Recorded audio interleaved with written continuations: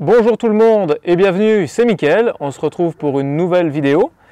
Aujourd'hui, une vidéo un peu particulière. On va tester les performances de 4 machines Bosch Pro, les unes par rapport aux autres. Donc on a un perforateur sur batterie, le GBH 18V34CF, un perforateur filaire qui a quelques années puisqu'il date de 2010, un GBH 328DRE. On a le petit perforateur, le GBH 18V LI Compact, qui fonctionne donc aussi en 18 volts.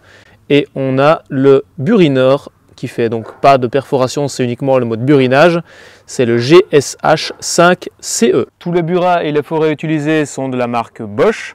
On a les 3 ici qui sont en SDS+, celui-ci qui est en SDS Max. Au niveau des perçages, ce sera avec des mèches SDS+ 7X en diamètre 10 mm. Au niveau du burinage par contre, je ne saurais pas mettre la même tête sur celui à batterie et sur celui-ci, puisque celui-là est en SDS+, celui-ci est en SDS Max. Les 2 perforateurs à batterie seront alimentés par 2 batteries Procore de 18 volts. Pour le gros perforateur, ce sera 5,5 Ah et pour le petit, ce sera 4 Ah pour correspondre au mieux aux situations réelles qu'on peut rencontrer. Donc pour ce test, ce qu'on va faire, c'est que j'ai un galet ici. J'ai pas de bloc de béton en béton dur. Voilà, j'ai que des blocs de béton creux. Donc on va mettre une mèche, donc comme je disais 10 mm en SDS+ 7X, et on va voir avec cette mèche, donc cette machine, les 2 autres là, combien de temps il leur faut à chacune pour percer jusqu'à la fin de l'hélice. C'est parti.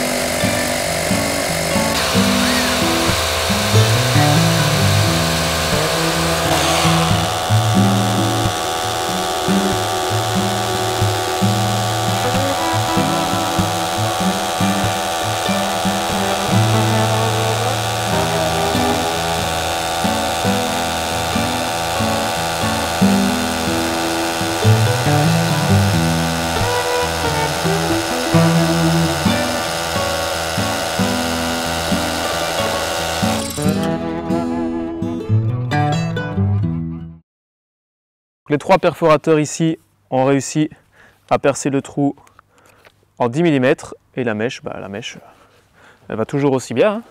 Deuxième test, je vais prendre un burin plat, donc de chez Bosch. Il a quelques années aussi, mais il coupe toujours. Et on va prendre chaque machine qui est capable de buriner, donc la GBH 18V34CF, le GBH 328DRE et le GSH 5CE. On va prendre ces 3 là. On va essayer d'attaquer un peu le galet là. Et on commence avec le gros, avec le GSH 5CE. Toujours le même burin. C'est parti.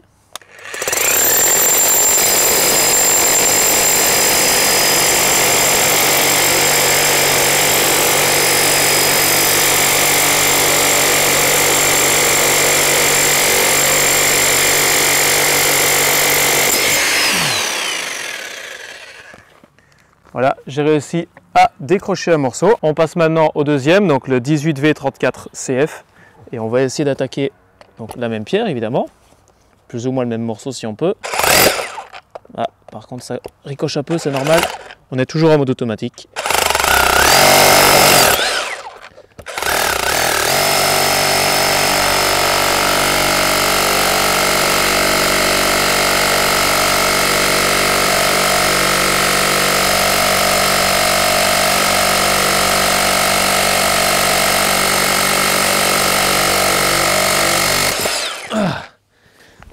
Voilà.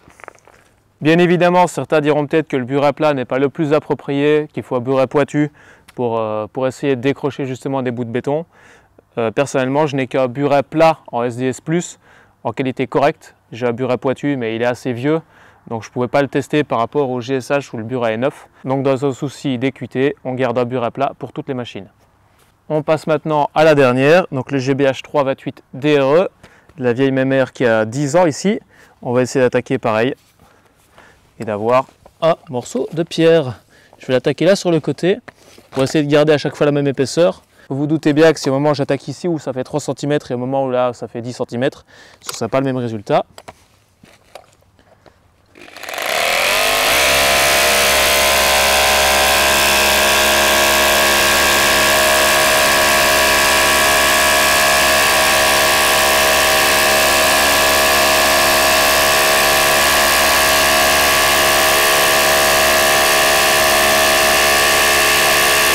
Bon, on va arrêter là le carnage.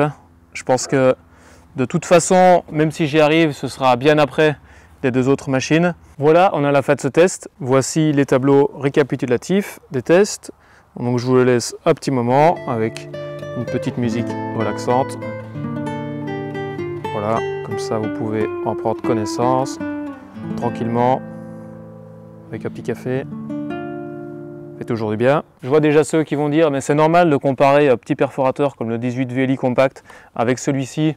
On se doute bien que le petit va être moins puissant. Alors oui, clairement, il est moins puissant, mais c'est surtout pour vous montrer qu'il n'y a pas de perforateur ou de machine en général qui est capable de faire tout et n'importe quoi. Donc on a des machines qui sont plus spécialisées pour certains usages. Donc essayez pas de votre côté d'acheter une machine qui serait capable de faire tout. Soit ceci pour pordre un cadre, vous allez y arriver, hein, ça il sera pordu, ça y a pas de souci. Mais par contre ça va être très lourd, trop lourd, donc ça vaut pas la peine. On va avoir des petites machines comme celle-ci qui sont pratiques quand vous devez aller chez un client au 7e étage sans ascenseur pour aller pordre, comme je vous dis, un cadre ou accrocher un lustre au plafond. Cette machine-là va être largement suffisante. Après, effectivement, si vous devez pordre du plus lourd et que vous n'avez pas d'électricité, celle-ci, évidemment, ira très très bien. Après, moi, j'ai toujours un perforateur filaire également, parce que celui-ci, comme vous pourrez le voir dans le test dédié, la batterie, comme toutes les autres d'ailleurs, ne dure pas toute la journée. Donc il faut soit investir dans plusieurs batteries, mais en fonction de l'utilisation, elles vont très vite se décharger. Alors que si c'est pour percer des trous toute la journée, un perforateur filaire sera toujours utile. Pareil pour un burineur. Moi personnellement, je préfère un filaire, parce que quand j'ai quelque chose à casser, c'est rare que ce soit du ponctuel, c'est souvent quelque chose d'important à casser. J'espère que cette vidéo vous aura été utile et vous aura plu. N'hésitez pas à me suivre et à vous abonner pour n'en manquer aucune autre. Et à bientôt!